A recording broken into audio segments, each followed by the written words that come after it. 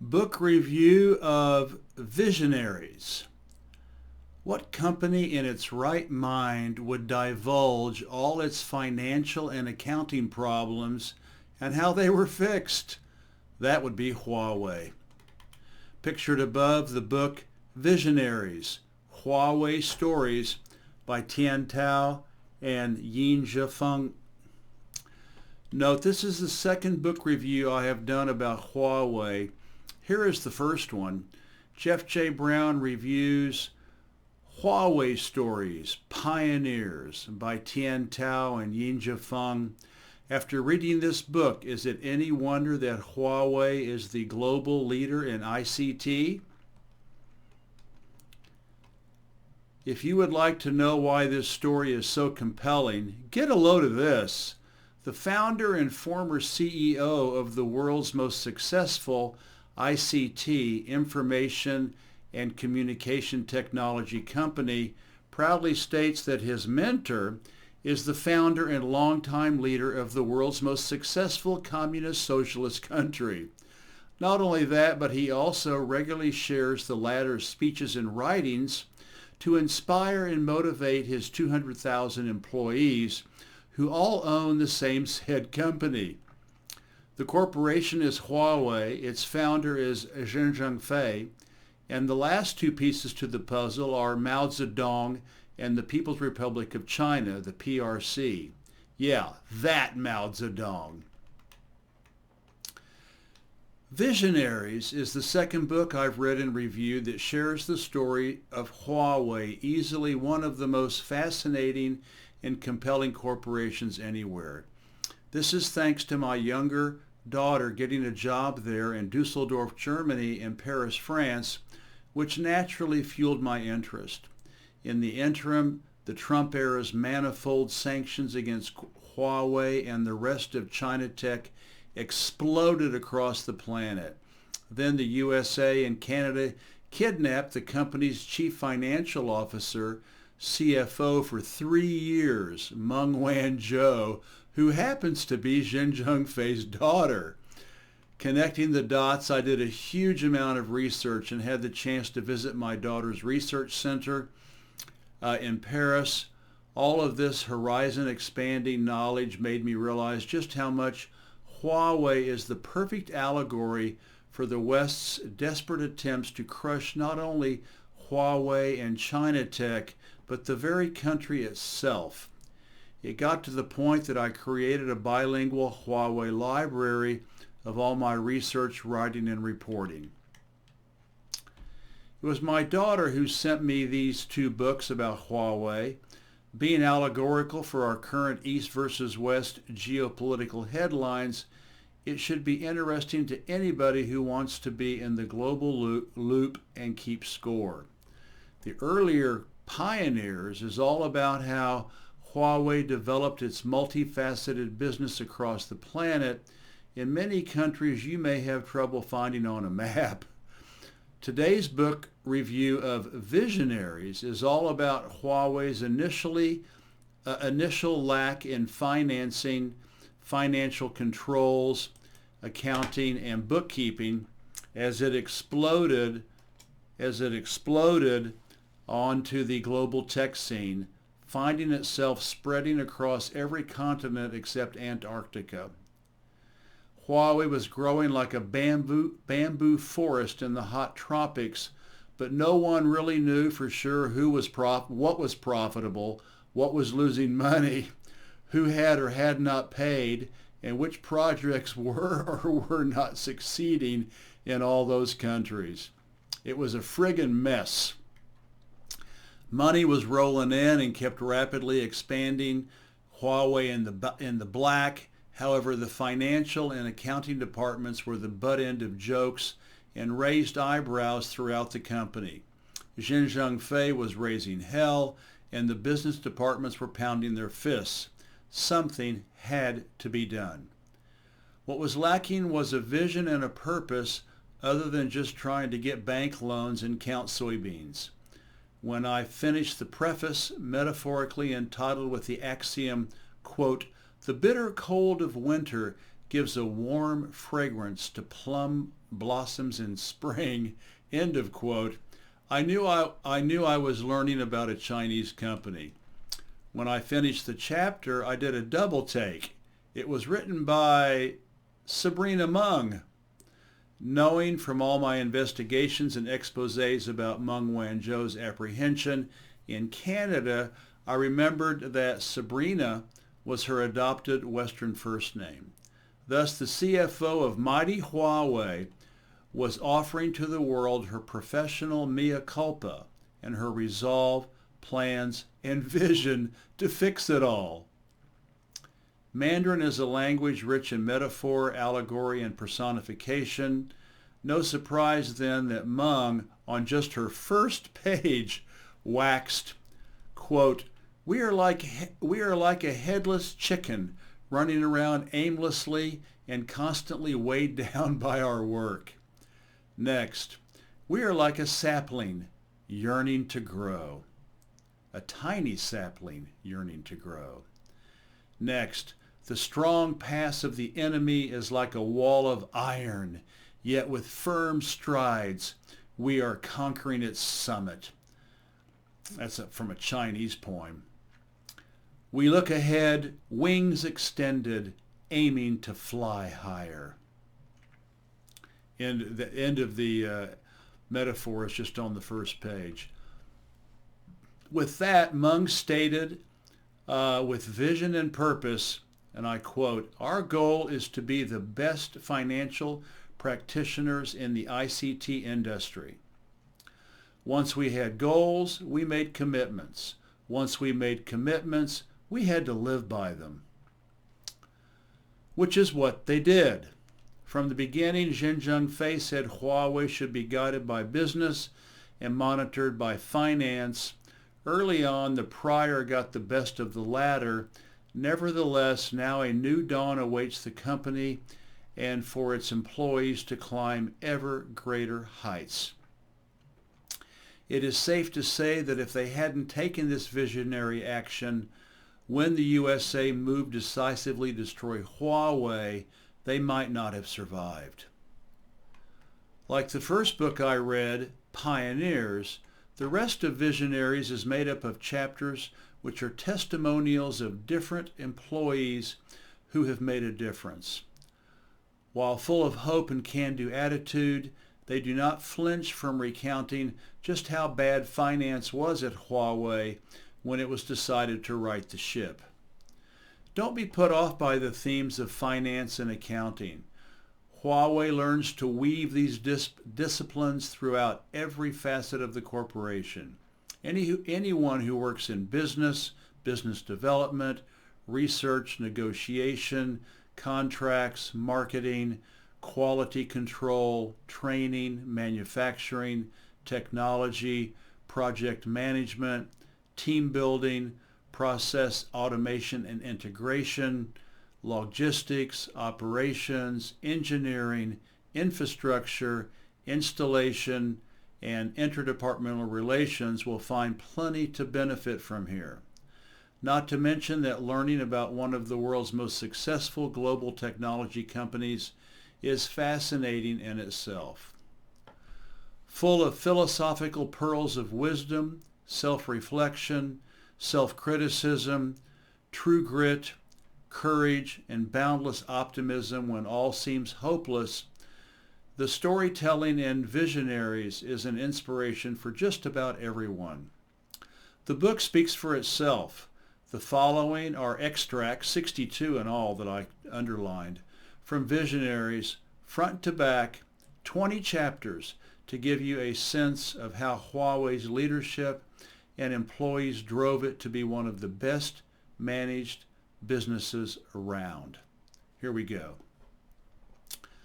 Number 1, internal controls act as a lubricant as well as the brakes, increasing our harvest and making our business environment more fertile. Number 2, we developed the 4 threes, 3 types of risk, 3 financial risk control centers, 3 lines of defense, and 3 levels of review. Number 3, we see a powerful desire to change the world, to realize the value of the organization, and to drive personal growth. Number 4, and this is from a Chinese poem, I see the petals out in the courtyard and gaze out at the swirling clouds in the sky. Number 5, when you travel upriver, if you stop rowing, you will go backwards. We have to work harder, be more dedicated, and more open. The flame of youth can ignite an entire life without regrets. Number 6, such experiences and moments have built deep relationships between us, bringing us together like the roots of an old tree. Number 7, life can be both bitter and sweet. Number 8, our CEO, Mr. Zhenzheng Fei, once said we need to tie knots with the threads we own, and by tying knots, we can make nets with which we can catch fish. Number 9, my records show that I have processed 1,036,000 payments, and my run of 0 errors is now 12 years long. Number 10, I had not seen the job for what it was, the first step on a long road. Number 11, it doesn't matter how many times you fall. What matters is that you get back up again. Number 12, if you don't have a teacher, then you are the teacher. Number 13, every single employee is like a vector. We all have a magnitude and a direction, and we are much stronger when we work in the same direction. Number 14, the spirit of craftsmanship means that our time here has meant something. Number 15, the more rapidly we develop, the higher risks we will encounter. In addition, we face greater risks in our operations. In the 170 plus countries and regions where we operate, we face all kinds of risks, including wars, diseases, and currency-related issues. We do not hold back because of risks, nor do we ignore risks in order to progress. Number 16, CEO Zhenzheng Fei said, finance needs to be solid and the business team needs to be bold. We must harvest a large amount of grain, but it must be good quality grain. Number 17, we learn to handle risks in the midst of risks.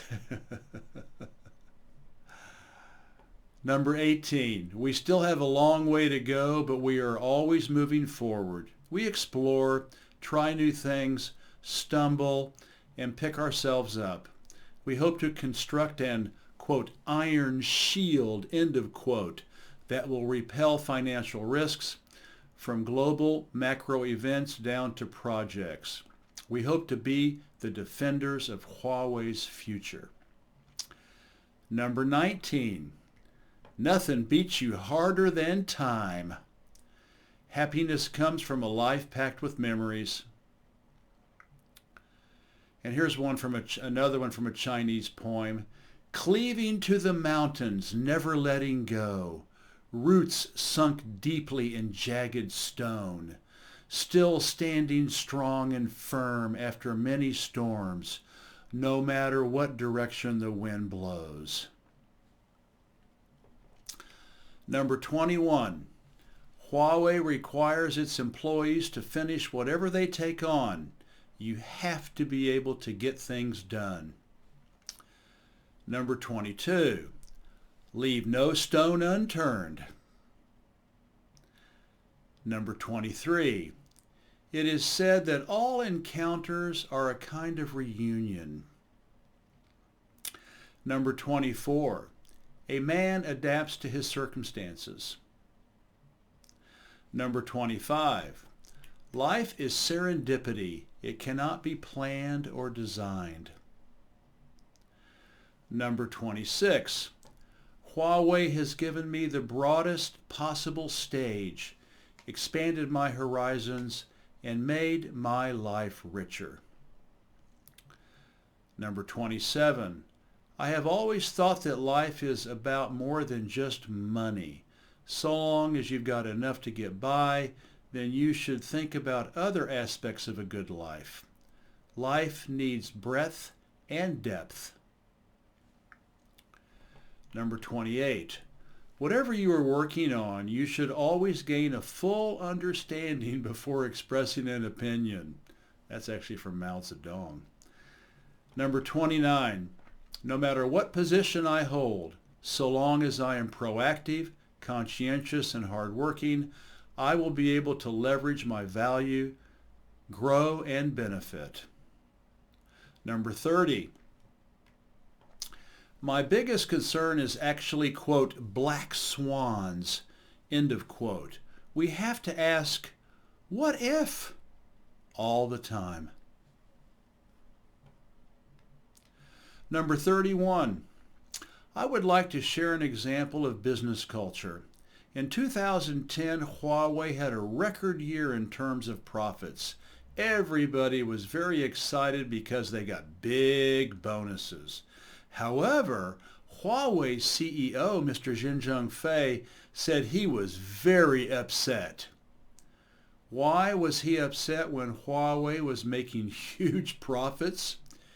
He explained that fantastic profits meant Huawei had charged its customers too much. In other words, Huawei has taken money from our customers that they could have used to grow their business.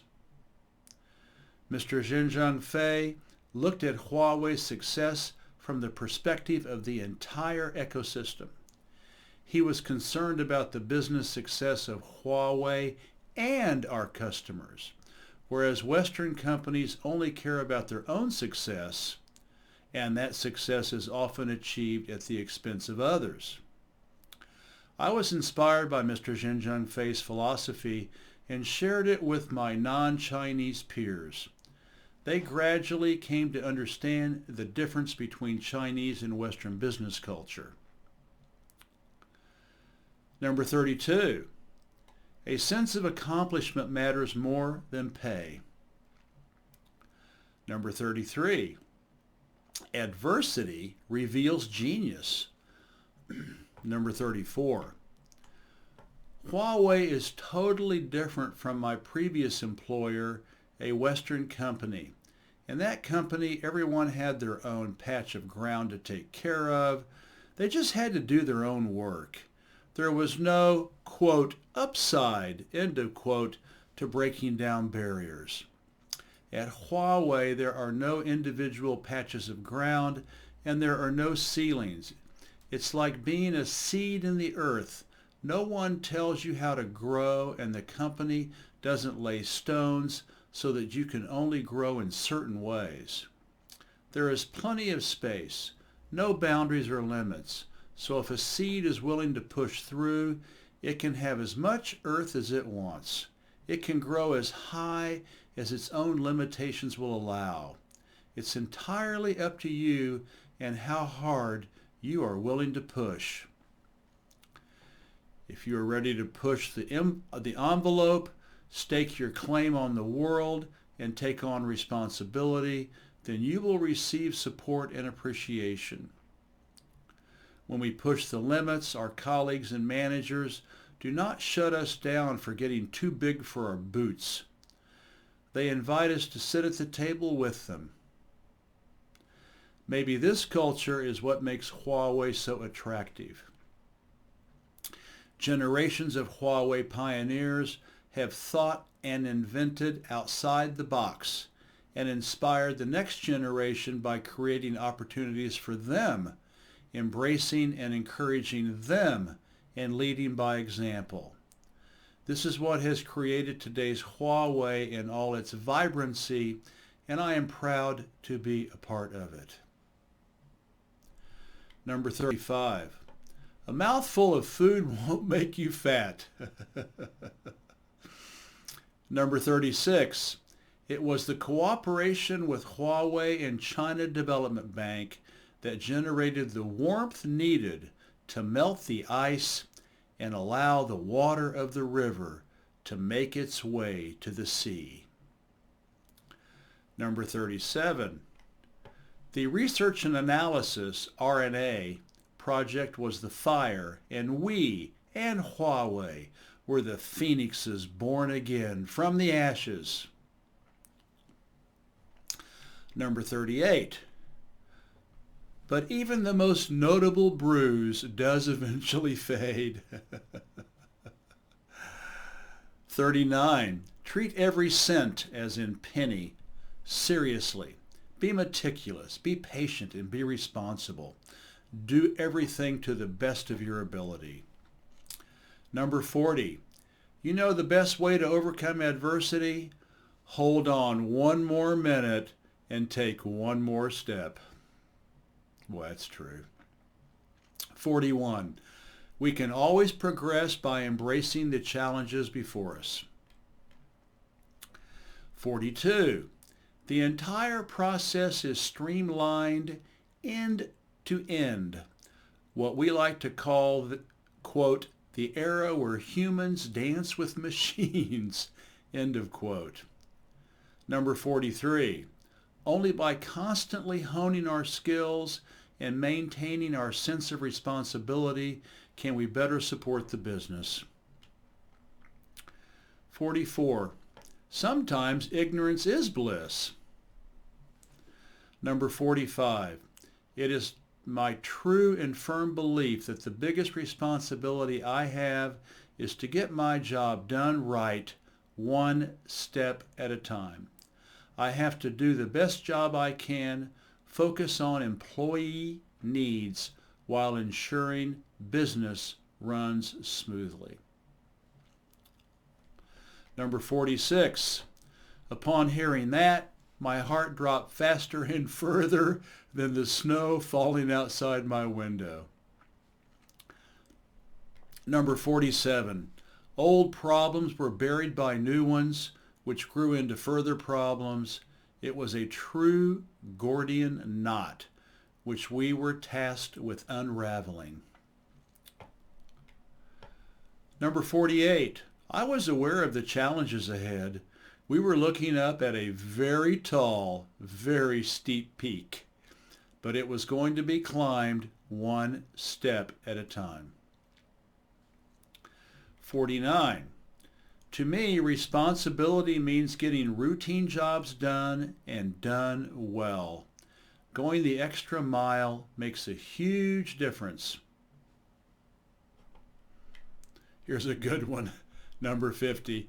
People may come and go, but numbers don't lie. That's a good one. Number 51. I was determined to not just be the numbers girl anymore. 52. Basic competence is one thing. Mastery of a skill is quite another. A different stage and a different psychological state.